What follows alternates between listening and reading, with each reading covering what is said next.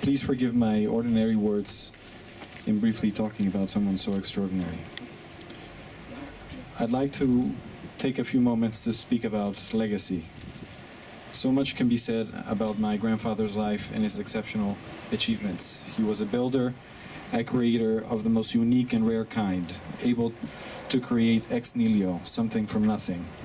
He accomplished what few do, edifying empires from scratch in so many different parts of society, in his family, Torah, philanthropy, finance, creating institutions, spanning continents and different cultures. But I'd like to speak to you about what I believe, above all else, to be his most enduring legacy and for which I'm most thankful to him. His chesed. This is not the kind of chesed that is imprinted on the side of buildings or comes in splashy headlines, but rather the type that fills the gaps within the ordinary bounds of everyday life.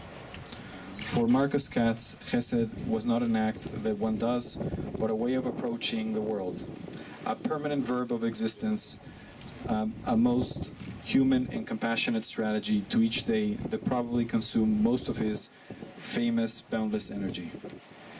Family member, friend, employee, friend of a friend, stranger, he would worry perpetually about solving people's problems, sacrificing his time and resources to distill, to resolve, to fix, to amend, to make better, to help, and so often to transform people's lives for the better, down to the last minutia of details, concluding a matter sometimes in minutes with his amazing intellect, and other times over years.